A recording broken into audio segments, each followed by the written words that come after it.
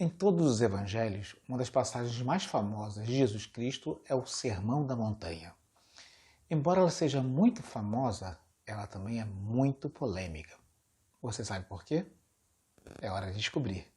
Bom dia, boa tarde, boa noite, boa madrugada. Meu nome é Robson Rocha e você está no Conversas no Caminho.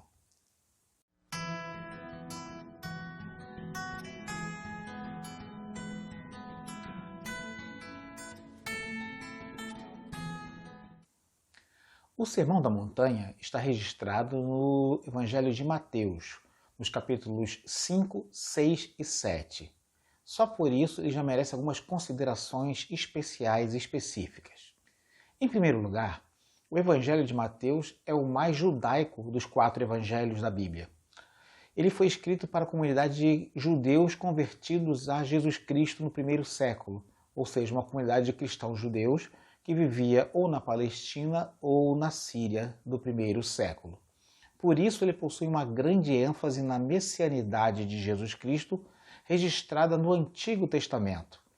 A todo instante no Evangelho de Mateus, procura-se mostrar que Jesus Cristo fez certas coisas e falou certas coisas para se cumprir as Escrituras conforme havia sido escrito sobre ele, especialmente no livro do profeta Isaías, porque era necessário mostrar para os judeus que Jesus Cristo cumpria as exigências das profecias e da lei acerca do Messias que viria, que ele é o Messias.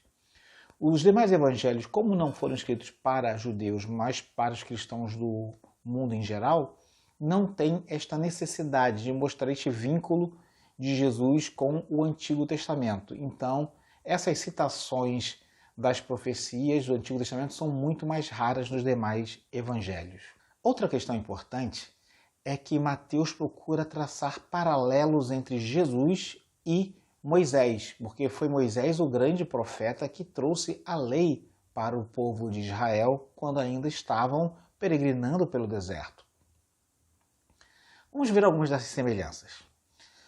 A Bíblia fala que Jesus, assim que nasceu, correu risco de morte porque o rei Herodes queria matá-lo. Moisés, assim que nasceu, correu risco de morte porque o faraó queria matá-lo. Moisés, já na fase adulta, teve que fugir do Egito para sobreviver por causa da ameaça do faraó, no caso já de um outro faraó. Jesus Cristo, por causa da ameaça de Herodes, teve que fugir para o Egito quando era criança. Então nós vemos alguns paralelos entre Moisés, o primeiro legislador, e Jesus, o segundo legislador, que se apresenta como um legislador neste Sermão da Montanha. Há outras semelhanças. Assim como Moisés subiu ao Monte Sinai para de lá trazer a lei para a nação de Israel, que havia saído do Egito, Jesus subiu a um monte, que é o Sermão da Montanha, se assentou nele, seus discípulos se assentaram em volta dele, a multidão após os discípulos, para ouvir Jesus trazer a sua interpretação da lei e a sua própria lei. Então Mateus procura mostrar que há paralelos entre Moisés e Jesus e colocar Jesus acima de Moisés. E isso é uma constante no seu evangelho.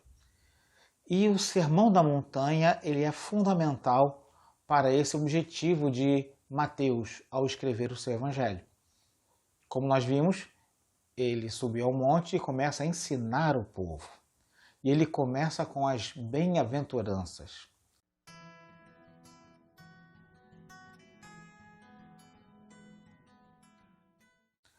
As bem-aventuranças são importantes porque elas dão o tom daquilo que Jesus pretende ensinar ao povo. Devemos ter em mente que Jesus veio a uma região que não era mais o reino de Israel, era a Palestina romana, controlada, dominada pelos romanos, na qual os judeus viviam, e mais ao norte viviam outros povos.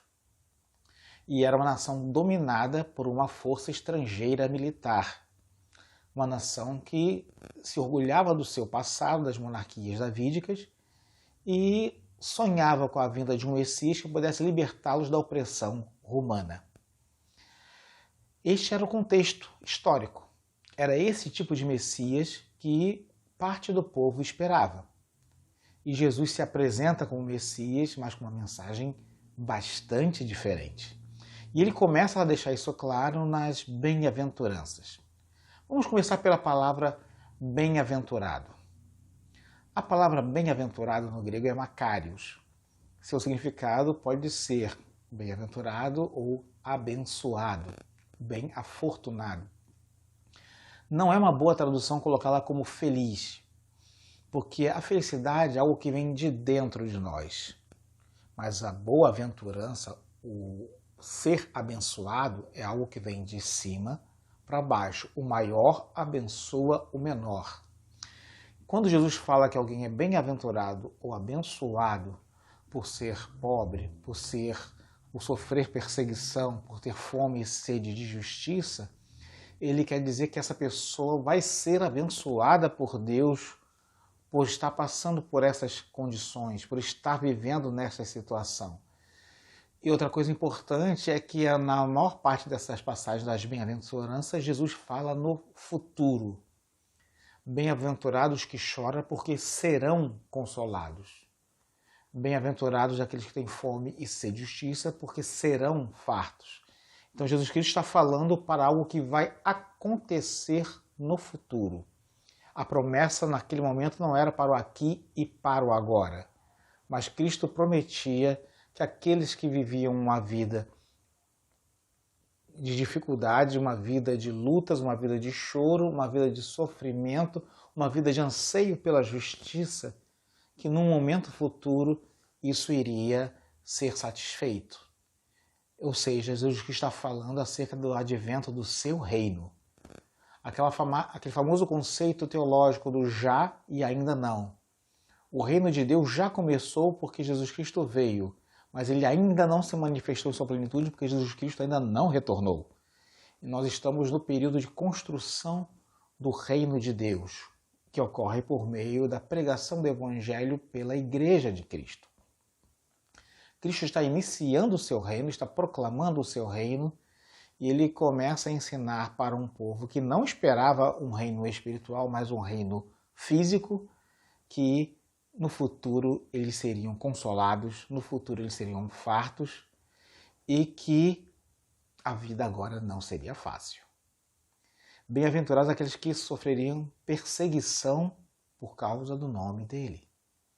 Ou seja, Jesus Cristo está falando de dificuldades na vida e não de uma vida fácil. Então a mensagem do Sermão do Monte ela já começa como um banho de água fria naqueles que esperavam um grande salvador militar, político, que viesse libertar o povo da opressão gentia e fosse instaurar um reino davídico na terra naquele momento. Como os próprios discípulos pensavam acerca da restauração de Israel. Não era esse o objetivo de Deus e não era esse o objetivo de Jesus. Jesus não estava querendo implantar uma redenção política, econômica, ideológica, militar. Jesus Cristo estava querendo redimir o homem dos seus próprios pecados, salvar a vida do homem para a eternidade, e não para uma coisa tão passageira, tão mundana quanto reinos, potestades, política. Não era esse o objetivo de Jesus, nunca foi. E isso é só a introdução do Sermão do Monte. E o que mais Jesus tinha para dizer?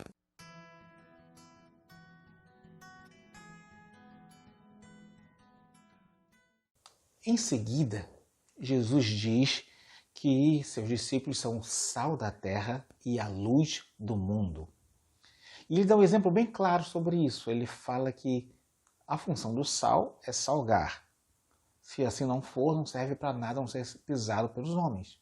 A função da luz é iluminar. Senão ela não tem lógica, razão de existir. Senão nem é luz. E ele espera que seus seguidores façam diferença. Que tipo de diferença? Que eles conservem, que eles mostrem o caminho. Porque Qual é a importância do sal no mundo antigo? Não é apenas de tempero, mas é de conservação. Porque quando você usa o sal chupa a umidade dos alimentos e aí com isso eles resistem mais tempo antes de estragarem. Um exemplo clássico, a carne seca. Então, no mundo antigo, que não existia geladeira, não existia freezer, o sal ele era fundamental para que você pudesse ter um estoque de alimentos ricos em proteínas para a sua subsistência. Então, o sal ele conserva, além de dar sabor. Jesus fala especificamente aqui da questão do sabor. Se o sal não salgar, não serve para nada. O sal tem que ter qualidade, porque naquela época havia diversas minas de sal próximas, inclusive do Mar Morto, que era um mar extremamente salgado. E se o sal tiver muitas impurezas, ele não vai ter boas características para dar sabor ou para conservar os alimentos. E o cristão ele tem que fazer diferença. O seguidor de Jesus Cristo tem que fazer diferença no meio onde ele está. E ele deixa isso bem claro. Ele tem que ser sal e tem que ser luz. Ele tem que dar a iluminação, mostrar o caminho, proteger as pessoas e conservar. A luz é fundamental no mundo antigo. No texto bíblico nós vemos constantes contrapontos entre luz e trevas, porque não havia iluminação pública no mundo antigo, não havia eletricidade. Então as estradas eram desertas e por serem desertas, à noite, andar à noite era mais fresco, porque não tinha o sol do deserto, mas tinha o risco de serpentes, tinha o risco de predadores e tinha o risco de salteadores. Com a luz você sabia por onde estava andando, você tinha mais segurança. Então Jesus Cristo fala que seus discípulos, ou seja, seus seguidores, são propagadores da sua luz ao mundo e vão fazer diferença nesse mundo, assim como o sal faz diferença no alimento. A sociedade que vivemos é uma sociedade decaída no pecado, em decomposição pelo pecado, e o sal tem essa capacidade de evitar ou retardar esta decomposição, ele preserva. A função da igreja, a função dos seguidores de Jesus Cristo é ser sal e ser luz. E Jesus espera isso de seus seguidores. E que mais ele falou no Sermão do Monte? Vamos acompanhar no texto bíblico.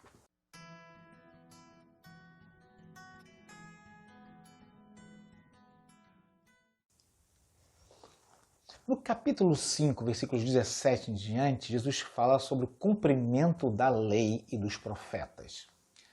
Esta passagem é muito importante porque aqui ele começa o seu contraponto com Moisés. Muitas pessoas pensavam que Jesus Cristo era um agitador, era um rebelde, alguém que queria ensinar heresias, ia acabar com a lei, ia acabar com o templo. E ele deixa bem claro que ele não veio abolir a lei, ele veio cumprir a lei, porque a lei falava dele. Então ele se coloca numa posição de que Moisés era o seu arauto, Moisés estava anunciando a sua vinda, Moisés estava anunciando o cumprimento da palavra de Deus. E Jesus Cristo é esse cumprimento. Jesus procura deixar bem claro que a lei está subordinada a ele, e não ele à lei. E isso é uma mensagem muito chocante para o judeu daquela época, como de qualquer época. Imaginem vocês que são cristãos, se alguém dissesse que as epístolas de Paulo estão subordinadas a mim. Eu é que sei o que Paulo quis dizer e o que eu vou dizer complementa Paulo e vai além do que Paulo disse. Porque eu sei o que Paulo quis dizer e mais ainda, eu sei o que Paulo não disse e vou complementar o que ele disse. Se eu dissesse isso, eu seria taxado como maluco ou herege. E quem taxasse isso estaria certo, porque a palavra de Deus é completa, ela está perfeita, de Gênesis a Apocalipse. Eu não posso me colocar como acima dos escritos de Paulo, ou de João, ou de Pedro, ou a das palavras de Jesus Cristo. Eu não posso acrescentar nada à palavra de Deus, nem tirar nada da palavra de Deus, porque ela é a palavra de Deus. Então, se eu dissesse isso, eu causaria muito escândalo no meio da comunidade cristã. Então Jesus dizendo o que ele disse naquela época causava esse mesmo escândalo. Porque Jesus estava se colocando acima de Moisés e acima do que Moisés escreveu. Então, quando Jesus disse, ouvistes o que foi dito, não adulterarás. Eu, porém, vos digo, aquele que cobiçar a mulher em seu coração já cometeu adultério? O que ele quis dizer especificamente com isso? Vamos por partes. Ouvistes o que foi dito, não cometerás adultério. Por que Jesus disse isso e não lestes o que está escrito? Porque a lei está escrita. Porque a maior parte do povo não sabia ler. A maior parte do povo ouvia a palavra de Deus ser lida nas sinagogas pelos fariseus, pelos doutores da lei, que a liam e a comentavam. E então o povo ouvia o que foi dito, que na Bíblia está escrito que não se deve cometer adultério. E Jesus, ele ampliava o conceito, ele dizia, eu, porém, vos digo, aquele que cobiçar uma mulher em seu coração já cometeu adultério com ela. Ou seja, a lei estava restrita à prática e Jesus aprofundava o sentido da lei, indo até a intenção do coração do homem. O que tornava a lei muito mais pesada. Porque a lei dependia do ato cometido. Já Jesus Cristo, como palavra de Deus e Deus que discerne o coração do homem, ele vai antes do ato, ele vai na intenção. Porque como ele mesmo disse em outra passagem, o problema não é o que entra do homem, mas o que sai do homem. Porque o que sai do homem vem do seu coração. E então Jesus Cristo ele vai além da lei. Ele aprofunda o significado da lei, o sentido da lei e a sua aplicação. Então ele se coloca acima de Moisés e acima dessa lei, cumprindo-a integralmente. E isso era uma doutrina nova. Ele ensinava com autoridade, porque um fariseu ou um doutor da lei dizia, nesta passagem aqui Moisés disse isso e isso, portanto não devemos cometer adultério, porque estaremos traindo a confiança do nosso irmão, da nossa irmã, do próprio Criador, e seremos réu de morte se assim fizermos, ponto. Mas Jesus não, Jesus vai além. Eu, porém, digo que se você fizer não apenas o ato, mas só em pensar em fazê-lo, já cometeu adultério. É uma doutrina nova. É uma linha de pensamento novo. E ele tinha autoridade para fazê-lo, coisa que nenhum fariseu poderia fazer. Apesar deles terem tentado fazer coisas parecidas com isso. Os fariseus tentaram, no passado, criar costumes, tradições, práticas para tentar circundar a lei, para tentar proteger a lei, para que ninguém viesse a pecar, e criavam regrinhas anteriores. Você tem que lavar as mãos tantas vezes antes de tomar os alimentos para não comer alimento imundo, não nem contaminar nada, você tem que praticar isso, não pode fazer aquilo, no sábado não é para fazer nada. E Jesus Cristo vai abolindo a tradição dos anciãos, a tradição dos fariseus, porque ela era hipócrita. Ela não preservava o significado da lei, que era o amor a Deus e amor ao próximo. Ela era apenas uma série de ritos e comportamentos para fazer o homem simular ser mais santo do que de fato era. Não era algo que vinha do coração e não tinha misericórdia. Era algo apenas ritualístico, algo formal, algo que tornava a prática da vida judaica muito mais sacrificada. E Jesus Cristo não seguia essas regras criadas por homens. Ele tinha suas próprias regras, como nós vemos aqui. Ouvistes o que foi dito aos antigos, não matarás, mas qualquer que matar será réu de juízo. Eu, porém, vos digo que qualquer que sem motivo se encolerizar contra seu irmão será réu de juízo. E qualquer que chamar seu irmão de raca, será que é como tolo? Será réu de sinédrio. E qualquer que lhe chamar de louco será réu do fogo do inferno. Ou seja, Jesus Cristo ele vai na essência da lei. Ele não fala apenas de matar o corpo, mas de matar a alma, de matar o relacionamento, matar a comunhão por meio da agressão, da agressividade. E ele continua aí. Portanto, se o teu olho direito te escandalizar, arranca-o e atira-o para longe de ti, pois te é melhor que se perca um dos seus membros do que todo o teu corpo seja lançado no inferno. E se a tua mão direita te escandalizar, corta e atira para longe de ti, porque te é melhor que um dos seus membros se perca do que todo o seu corpo seja lançado no inferno. Jesus aqui, ele está falando uma mensagem bastante dura para o povo. Ele está querendo dizer que nós devemos abrir mão daquilo que nós temos, mas que pode nos afastar da vontade de Deus. Mesmo que seja algo lícito, como o olho, como a mão, como um objeto, como um carro, como um emprego, como uma prática, como um lazer ou um hobby. Se aquilo pode levar a escandalizar, se aquilo pode levar a ridicularização do reino de Deus, nós devemos cortar isso da nossa vida. Jesus Cristo deu exemplos radicais, que obviamente foram entendidos como metafóricos, porque eram de fato metafóricos. Mas a essência da mensagem é: devemos abrir mão daquilo que nos afasta da comunhão com Deus. Devemos abrir mão daquilo que leva outras pessoas a pecarem. Devemos abrir mão daquilo que faz com que as pessoas se escandalizem e comecem a duvidar do reino de Deus em nós. Comecem a duvidar da eficácia da salvação em nós. Comecem a duvidar de Jesus Cristo no mundo. É necessário, então, termos uma vida santa.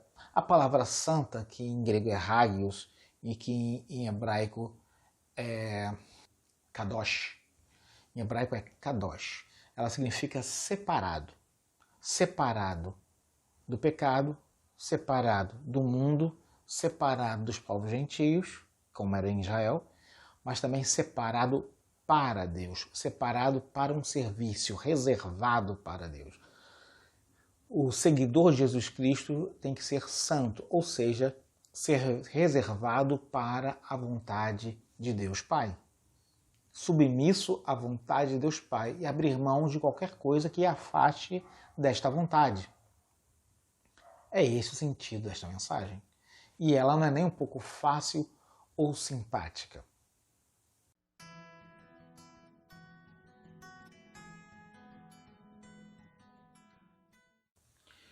No capítulo 6, Jesus fala sobre esmolas, sobre jejum, fala sobre práticas de santidade, práticas de misericórdia.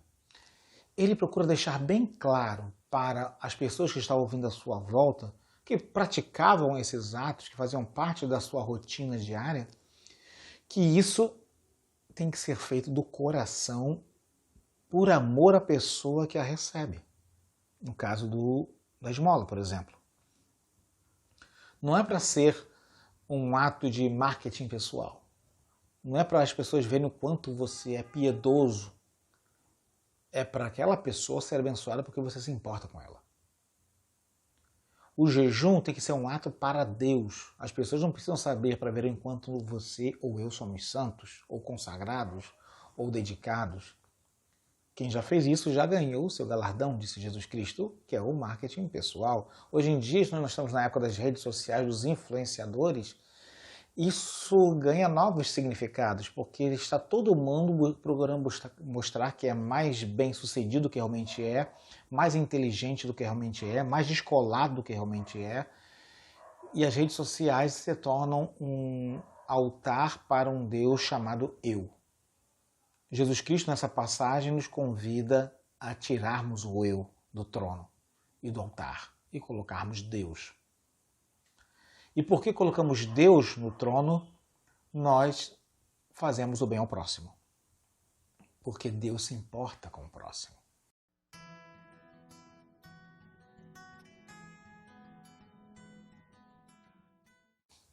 No capítulo 6, dos versículos 19 em diante, Jesus Cristo começa a falar de diversos tópicos importantes, como, por exemplo, não ficarmos ansiosos com coisa alguma, não pensarmos nos bens materiais, termos a nossa vida voltada para Deus, confiar em Deus, que é o mantenedor da vida, e vivemos uma vida de fé.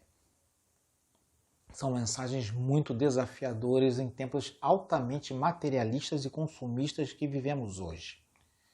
Nós queremos é ter bom e do melhor. Por quê? Porque sim, porque a TV fala, porque a internet fala, porque seu colega no trabalho tem, porque no Instagram as pessoas também têm. Nós queremos ter também.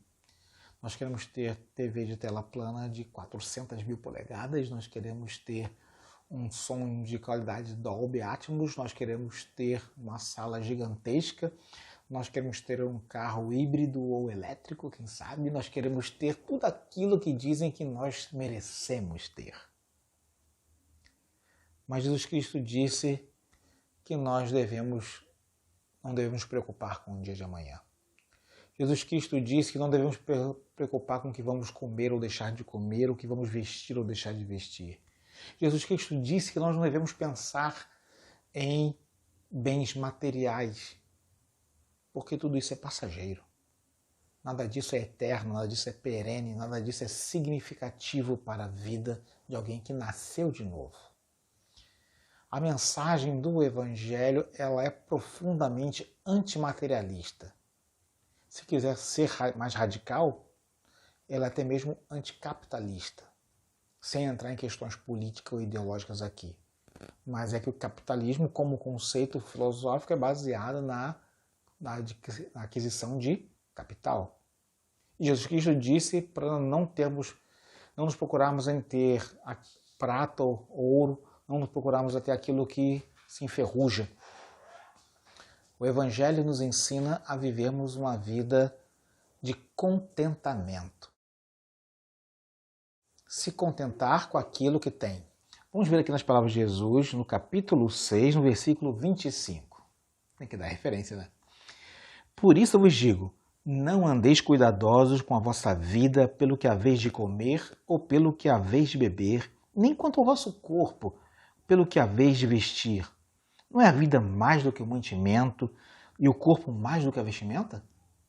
Olhai para as aves do céu, que não semeiam, não cegam, nem ajuntam em celeiros, e vosso Pai Celestial as alimenta. Não tendes vós muito mais valor do que elas? E qual de vós poderá, com todos os seus cuidados, acrescentar um côvado da sua estatura? Eu gostaria, tenho 1,60 m, mas não dá. E quanto ao vestuário, por que andais solícitos? Olhai para os lírios do campo, como eles crescem, não trabalham nem fiam. E eu vos digo que nem mesmo Salomão, em toda a sua glória, se vestiu como qualquer deles. Pois se Deus assim veste a erva do campo, que hoje existe e amanhã é lançada no forno, não vos vestirá muito mais a vós, homens de pequena fé. Não andeis, pois, inquietos, dizendo o que comeremos, ou o que beberemos, ou o que nos vestiremos, porque todas essas coisas, os gentios, nós, procuram. De certo, vosso Pai Celestial bem sabe que necessitais de todas essas coisas.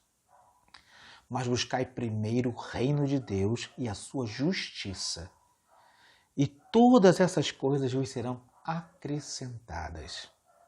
Não vos inquieteis, pois, pelo dia de amanhã, porque o dia de amanhã cuidará de si mesmo, basta a cada dia o seu mal. Uma questão importante. Jesus Cristo nos chama de homens de pequena fé. Ansiedade é falta de fé. Quem está ansioso pelo dia de amanhã é porque não confia que Deus lhe dará o dia de amanhã. Quem está ansioso pelo que irá comer amanhã é porque não tem fé suficiente para saber que Deus lhe dará algo para comer amanhã. Onde a ansiedade impera, a fé não opera. Jesus Cristo nos convida a vivermos no seu reino, que é um reino de fé. Mais ainda, ele fala para colocarmos em primeiro lugar a justiça. Ser justo significa viver segundo os princípios da palavra de Deus. Viver segundo a verdade, segundo a santidade, segundo o amor ao próximo. E Deus vai cuidar de cada dia nosso. porque nós não somos mais de nós mesmos. Nós somos dele. E ele cuida daquilo que é dele. A fé nos ensina a descansar no Senhor. Então Jesus Cristo nos convida, assim como convidou as pessoas que ouviram essa mensagem no Sermão do Monte, a não pensarmos numa perspectiva terrena, materialista, política, econômica e transitória. Ele nos ensina a vivermos e a pensarmos como cidadãos do reino de Deus, pregando o amor, praticando o amor, não de aparência e não de forma espalhafatosa, porque importa que Ele, Jesus, cresça e que nós diminuamos. As pessoas têm que ver Jesus em nós. As pessoas têm que perceber que aquilo que fazemos e dizemos vem de Jesus, não vem de nós mesmos, porque a glória tem que ser dele e não nossa. O Sermão do Monte é um convite de Jesus Cristo a nos despirmos de nós mesmos, de nossas expectativas, de nossos projetos, de nossos sonhos, de nossas vontades e desejos e nos vestirmos do novo homem, que existe para realizar a vontade, os desejos e projetos de Deus por meio de nós. A mensagem do Sermão do Monte, ela não está em dessincronia com a mensagem da salvação. Ela é uma decorrência da salvação. Aquele que nasceu de novo, aquele que é nova criatura, aquele que recebeu a Jesus Cristo como seu Senhor e seu Salvador, abriu mão de uma vida de pecados para viver em novidade de vida. A estes foi destinado o Sermão do Monte. A ética de Jesus é a ética do reino. E o cidadão do reino tem que viver sob essa ética. Não é fácil. Quem disse que o evangelho é fácil, não é. O jugo é leve, porque o jugo do pecado é muito mais pesado, mas não é fácil. Nós temos que a cada dia, como disse Jesus Cristo, negarmos-nos a nós mesmos, tomarmos a nossa cruz e seguirmos a nossa caminhada. Nós somos discípulos do caminho. E então, o Sermão do Monte nos ensina como devemos nos negar a nós mesmos. E isso significa perdoar, amar, entregar, sacrificar, para que, de fato, sejamos discípulos de Jesus, que fez tudo isso primeiro.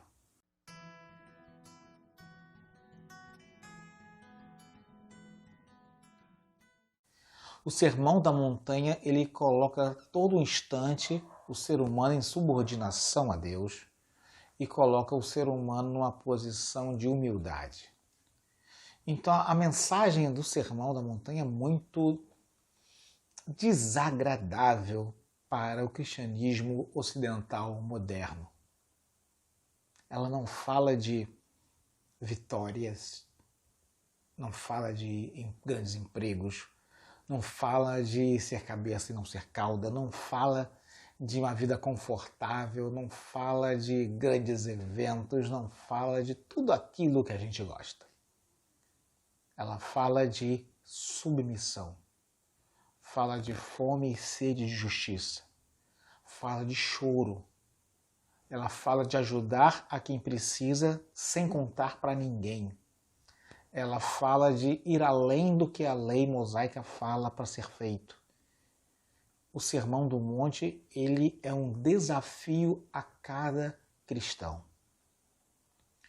Porque muitas pessoas têm uma visão distorcida do que é a vida cristã. Acreditam que o Sermão do Monte acaba contrastando com a mensagem paulina sobre a salvação pela graça. Mas o Sermão do Monte não tem a ver com salvação. Ele tem a ver com a prática de vida daquele que foi salvo. Tem a ver com um renascimento para uma nova mentalidade daquele que agora é nova criatura em Jesus.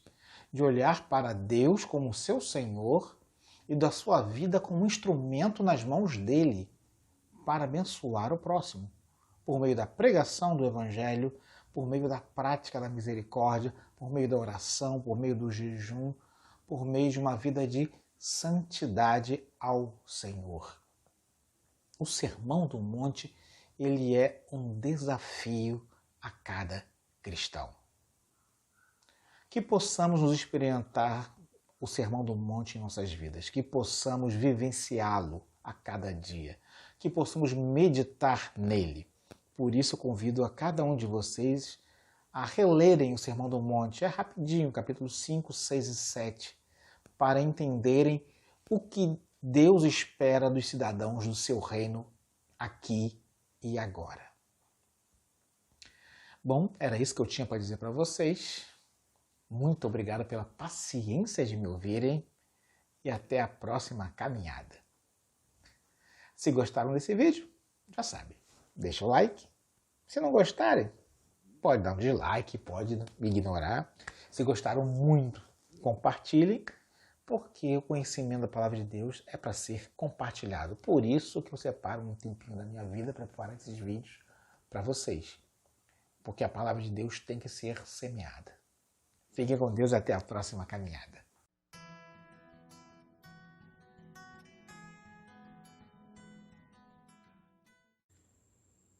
Bom, pessoal, como de costume, vamos agora para as dicas literárias de hoje.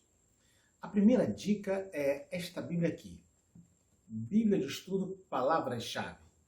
Ela tem uma característica bem específica. Ela, ao lado de cada palavra principal do versículo, ela tem uma numeração. E essa numeração remete a um dicionário ou em grego ou em hebraico, que ela possui os dois dicionários, mostrando qual o significado original da palavra, como ela se aplica, o que ajuda muito a um estudo exegético do texto bíblico.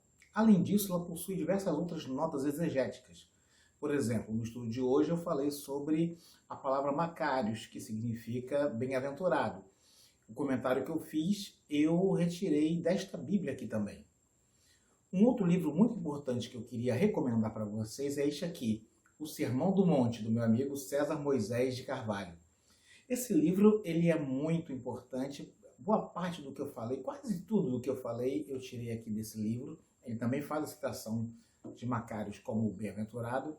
E ele dá essa visão geral, apesar de ser um livro pequeno, 160 páginas apenas, ele traz muito conteúdo acerca do Sermão do Monte e das suas implicações para a vida do cristão. São basicamente essas duas dicas hoje. Convido vocês para, mais uma vez, deixarem sua curtida, seu like, compartilharem, convidarem outras pessoas a assistirem esses vídeos, se inscreverem no canal para poderem receber notificações quando eu tiver sempre um vídeo novo. Ficou no aguardo de vocês para mais uma caminhada. Fiquem com Deus e até lá!